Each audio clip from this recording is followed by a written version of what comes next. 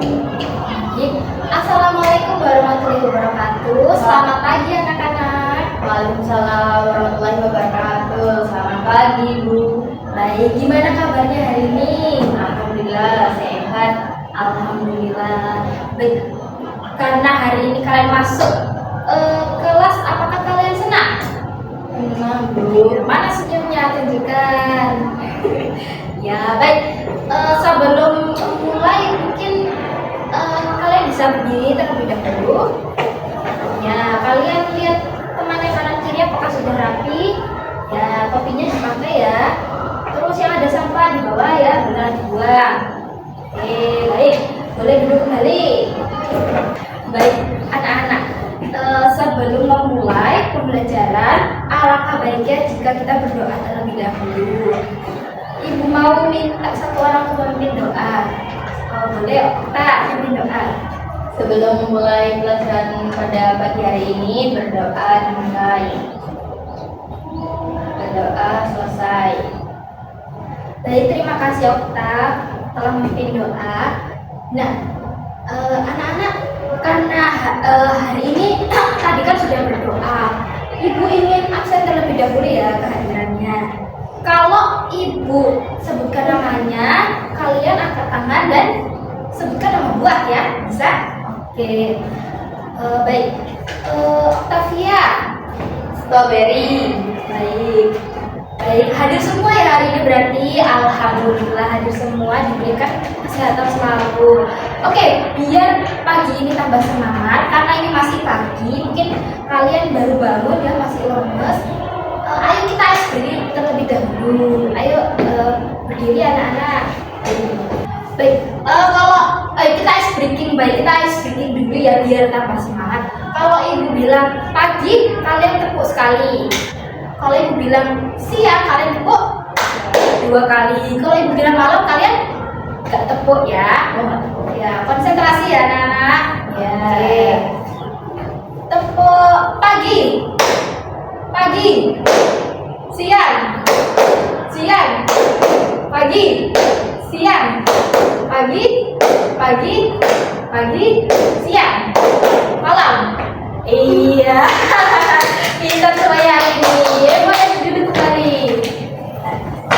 Karena tadi sudah ice breaking, Ibu juga ingin sedikit memberikan kata-kata hari ini ya seperti biasa. Nah, jadi kata-kata hari ini itu dari presiden kita yang terkenal, presiden pertama Indonesia. Siapa yang tahu? Itu Insinyur Soekarno. Ya, betul sekali. Kata motivasinya dari Insinyur Soekarno. Insinyur Soekarno bilang, bermimpilah setinggi-tingginya, karena jika kamu jatuh, maka kamu akan jatuh di antara bintang-bintang. Kata-katanya sangat inspiratif sekali anak-anak. Jadi Ibu harap kalian nanti juga bisa seperti itu. Kalian bisa belajar dengan rajin, mencari ilmu dengan giat agar bisa menggapai cita-cita kalian setinggi mungkin. Baik, sebelumnya ada yang masih ingat materi yang kemarin? Ya, oke, jadi kemarin itu kita kan masih di bab yang sama ya, yaitu di bab posisi strategis Indonesia. Kemarin kita sudah belajar tentang letak astronomis Indonesia. Nah, di letak astronomis Indonesia itu apa anak-anak? Ya, di antara 6 derajat lintang utara sampai 11 derajat lintang selatan dan 95 derajat bujur timur sampai 141 derajat bujur timur. Oke, karena di bab posisi strategis ini kita mempelajari 3 materi. Yang pertama kemarin tuh letak astronomis. Hari ini kita belajar tentang letak geografis Indonesia. Oke, sebelumnya Ibu ingin membacakan dulu tujuan pembelajaran hari ini. Yang pertama, Ibu harap kalian dapat mengidentifikasi letak geografis Indonesia sebagai posisi silang dunia. Lalu kalian juga dapat menjelaskan makna letak geografis Indonesia sebagai jalur perdagangan internasional. Yang terakhir, kalian dapat menganalisis peran strategis Indonesia dalam jalur perdagangan dunia serta dampaknya terhadap aktivitas ekonomi. Oke, Ibu ingin bertanya sebelumnya, kalau kalian mendengar kata maritim, apa yang ada di pikiran kalian? Lautan, Bu. Betul sekali, lautan ya. Lautan yang luas, sebuah samudra ya. Kalian bisa lihat di sini, ya kan? Indonesia itu termasuk negara maritim, yang mana kepulauan Indonesia ini memiliki banyak pulau-pulau ya. Hal ini menyebabkan Indonesia disebut sebagai negara maritim. Selain itu, Indonesia di sini bisa dilihat juga diapit oleh samudra besar ya, samudra besar dunia, yaitu Samudra Pasifik dan Samudra Hindia. Tidak hanya samudra juga, Indonesia juga diapit oleh benua dan negara-negara sekitarnya. Ada benua Asia di sebelah utara dan benua Australia. Nah, jadi letak geografis Indonesia itu apa sih, Bu? Letak geografis Indonesia itu yaitu Indonesia berada di antara dua benua, benua Asia dan Australia, serta dua samudra, Samudra Hindia dan Samudra Pasifik. Baik, sebelumnya Ibu ingin memberitahu sedikit letak geografis Indonesia itu sama juga dengan letak atau lokasi relatif. Nah, di sini masih ada yang ingat pembelajaran kemarin di saat kelas 10 tentang teori lokasi? Iya, betul. Teori lokasi atau lokasi relatif itu kan sama seperti konsep letak geografis. Jadi letak geografis itu adalah letak suatu wilayah yang didasarkan oleh hubungannya dengan wilayah-wilayah lain di sekitarnya. Sama seperti Indonesia ini. Indonesia bagaimana hubungannya dengan wilayah-wilayah di sekitarnya, yaitu Indonesia ada di antara dua samudra dan dua benua. Jadi itu yang dinamakan letak geografis. Bisa kalian lihat di sini letak Indonesia itu terhubung dengan banyak negara-negara di sekitarnya. Hal ini yang menjadikan Indonesia ini juga posisinya sangat strategis untuk menjalin hubungan. Misalnya di sebelah utara Indonesia berbatasan dengan apa saja? Ada Malaysia, terus ada Filipina, terus juga ada Indonesia berada di Laut Cina Selatan ya. Lalu di sebelah selatan Indonesia berbatasan dengan Australia, Timor Leste dan juga Samudra Hindia. Lalu selanjutnya di sebelah barat. Di sebelah barat Indonesia berbatasan dengan Samudra Hindia, dan di sebelah timur Indonesia berbatasan dengan Papua Nugini dan juga Samudra Pasifik. Jadi bisa dilihat ya, dengan adanya batas-batas ini itu mengindikasikan bahwa Indonesia itu posisinya sangat strategis. Indonesia dapat menjalin hubungan dengan negara-negara lain di sekitarnya.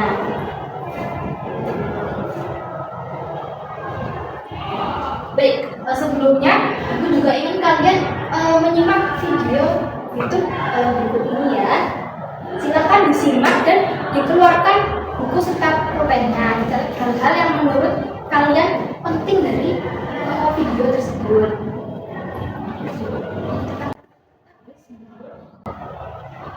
Oke, sekarang kita bahas tentang letak geografis Indonesia. Kalau kalian dengar istilah ini, artinya kita lagi ngomongin posisi suatu tempat yang dilihat berdasarkan hubungan dengan daerah-daerah lain di sekitarnya.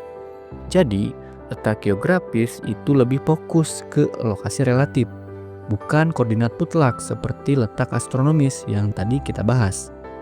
Contoh, ketika lu tinggal di Jawa, pasti menyebutkan Pulau Kalimantan itu ada di utara lu. Tapi akan berbeda dengan orang Aceh. Kalimantan itu bukan ada di utara, tapi ada di sebelah timur mereka. Nah, berarti posisi Pulau Kalimantan itu relatif.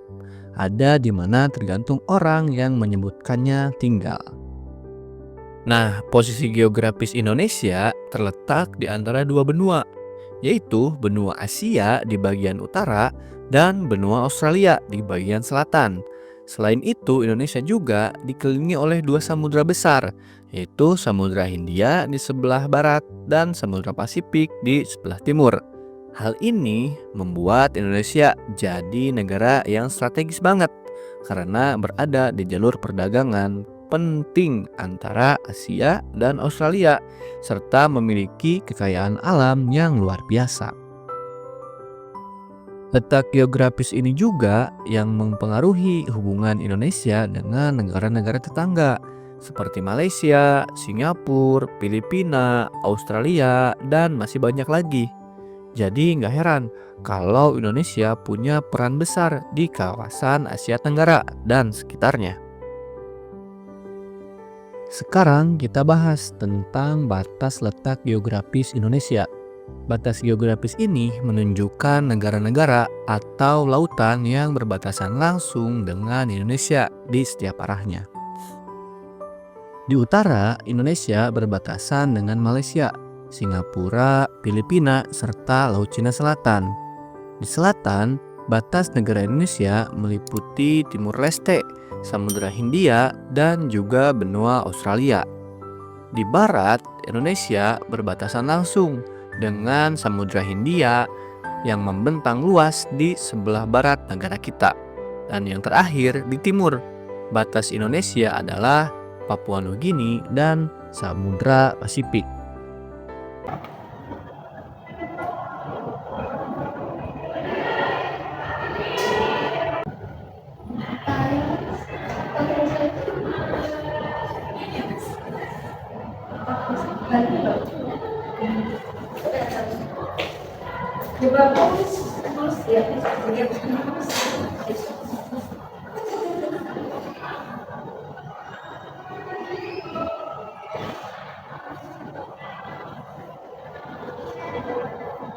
Nah, baik, dari batas-batas negara Indonesia itu bisa menunjukkan bahwa Indonesia itu terhubung dengan banyak negara-negara di ASEAN maupun di dunia. Yang mana ini juga menjadikan posisi Indonesia itu strategis dalam perdagangan dunia, jalur perdagangan dunia.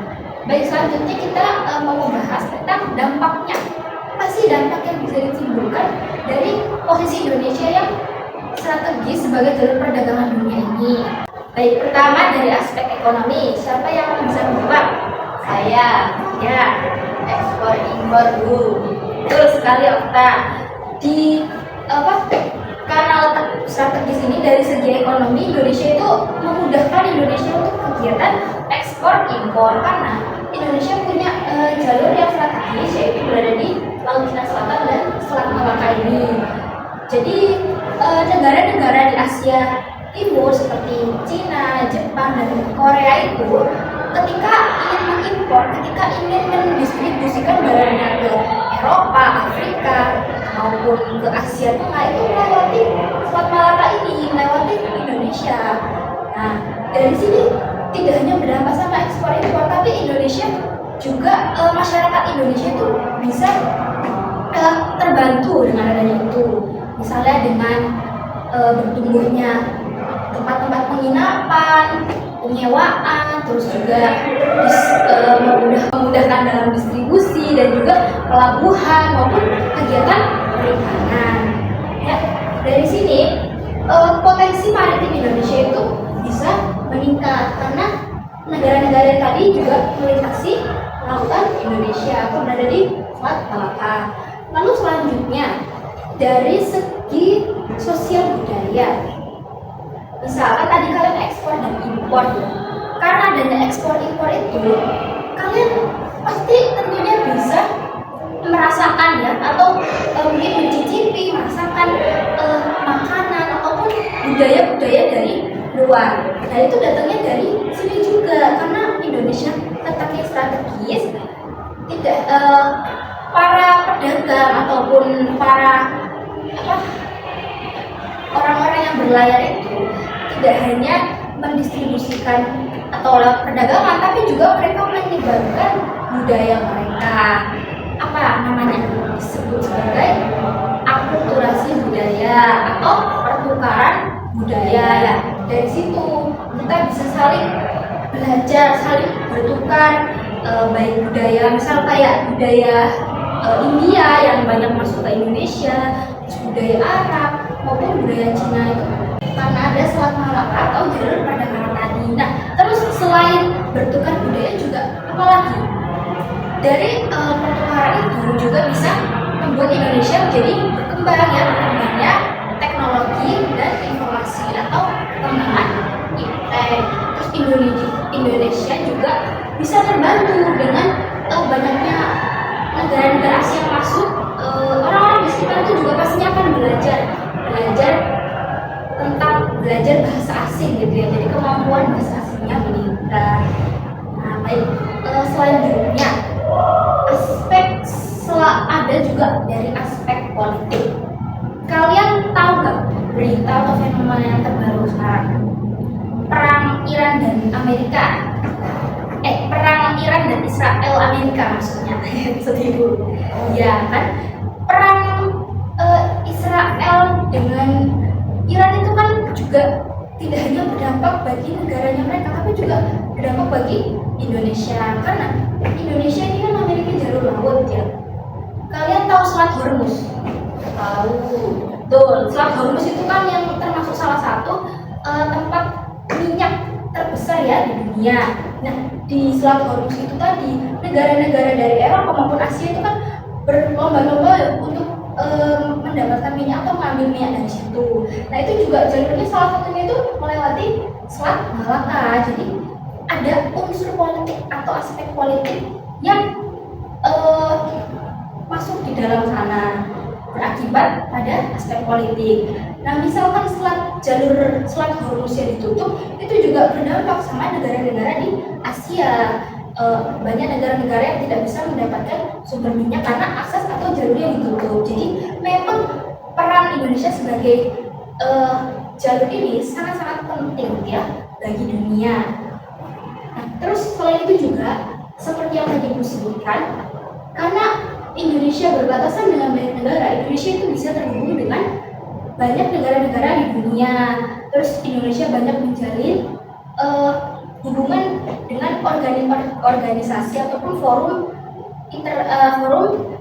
daerah maupun forum region maupun forum dunia, misalnya kayak ASEAN, PBB, gitu ya. Oke, baik, tadi sudah bicara aspek ekonomi, aspek sosial budaya, aspek politik. Nah, baik, dari penjelasan Ibu tadi, apakah di sini ada yang ingin bertanya atau ada yang masih bingung? Ya, itu kan tadi ada dampak positifnya. Nah, apakah ada dampak negatifnya juga? Nah, pertanyaannya bagus ya. Nah, jadi Indonesia sebagai jalur perdagangan dunia atau letaknya strategis ini tidak hanya membawa dampak positif, tapi juga pastinya dibarengi sama dampak negatif. Nah, dampak negatifnya itu seperti apa saja sih dulu? Nah, baik, mungkin ada yang mau menyebutkan terlebih dahulu? Saya Ya, itu banyak budaya asing yang masuk dulu. benar sekali, tepat sekali ya. Berarti dari karena adanya tadi akulturasi dan pertukaran budaya itu tentunya semua kebudayaan itu bisa masuk ke Indonesia. Nah, tapi ini adalah tentang kita, bagaimana kita bisa menyaring budaya tersebut. Ada budaya yang negatif, ada juga budaya yang positif. Yang baiknya diambil, yang negatifnya diubah. Misalnya kayak apa sih Bu? Ya, misalnya kayak budaya pesta-pesta gitu ya, atau mungkin narkoba, terus mabuk-mabukan, itu kan budaya yang tidak baik ya, terutama anak muda itu gampang sekali terjerumus dan gampang sekali terseret sama arus budaya luar. Nah, tepat sekali. Selain itu, apa ada lagi yang menyebutkan? Ya, baik, karena Indonesia ini kan tadi negara kepulauan ya, jadi wilayahnya itu rawan sekali disusupi sama imigran gelap dari luar negeri. Apalagi Indonesia ini kan itu tadi ya, setiap wilayah itu berbatasan langsung dengan lautan dan samudra. Oleh karena itu, negara kita harus punya keamanan dan pertahanan yang kuat ya, tidak hanya di darat tapi juga di laut. karena tadi Indonesia itu kan juga salah satu tempat yang banyak terjadi perdagangan, itu tidak heran juga kalau misalkan ada perdagangan ilegal di sana ya, entah itu perdagangan manusia, perdagangan narkoba, atau senjata berbahaya. Nah ini yang harus kita waspadai dan hindari. Nah mungkin dari materi-materi ini tadi ada juga dampak, sudah pengertian tentang geografis, dampak positifnya dari aspek ekonomi, sosial budaya, politik, dan juga ada juga dampak negatifnya. Nah, baik sampai sini apakah ada yang mau bertanya lagi atau ada yang masih belum paham? Oke, karena tidak ada, jadi giliran ibu yang bertanya ya. Tadi ibu ingin bertanya, mengapa Indonesia itu menjadi jalur perdagangan strategis dunia? Sorry, ya baik. Nah, Indonesia menjadi jalur strategis perdagangan internasional itu karena posisinya itu terletak di antara dua benua, yaitu Asia dan Australia, dan dua samudera, yaitu Samudra Hindia dan Pasifik. Posisi silang ini itu menempatkan Indonesia sebagai inti pelayaran global yang menghubungkan Laut Cina Selatan dengan Samudra Hindia melalui selat-selat penting seperti Selat Malaka dan Selat Sunda dulu. baik, terima kasih untuk Okta. Tepuk tangan ya. Iya, seperti yang tadi sudah dijelaskan sama Okta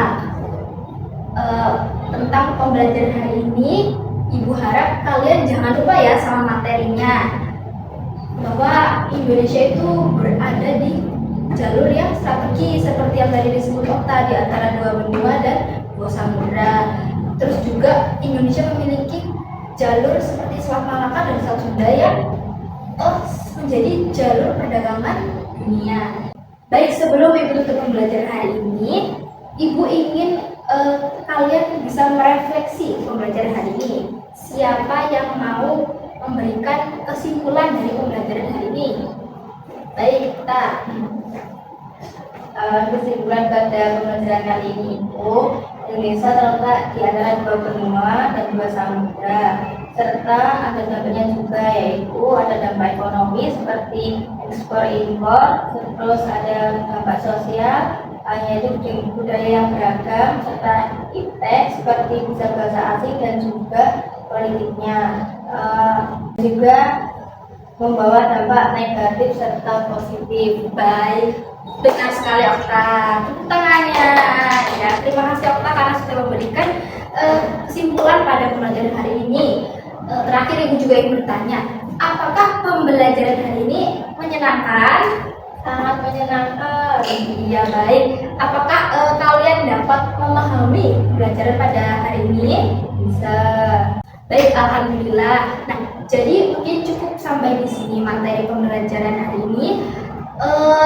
Ibu ingin mengingatkan kembali bahwa jangan lupa kalian nanti sampai rumah juga dipelajari ya materinya, dipelajari sekaligus dibaca-baca lagi, dan juga kalian bisa belajar tentang materi untuk minggu depan ya, yaitu letak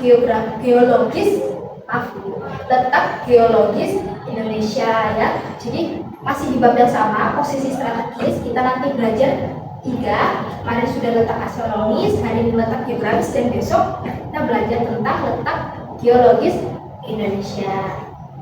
Baik, kita tadi sudah buka pembelajaran dengan doa. Mari kita akhiri juga dengan doa. Adakah yang mau memimpin doa ini? Saya Baik, kita sebelum mengakhiri pembelajaran pada hari ini berdoa dimulai, berdoa selesai.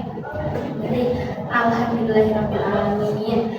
Cukup sekian dari Ibu, kurang lebihnya mohon maaf. Wabillahi taufiq wal hidayah. Wassalamualaikum warahmatullahi wabarakatuh. Waalaikumsalam warahmatullahi wabarakatuh.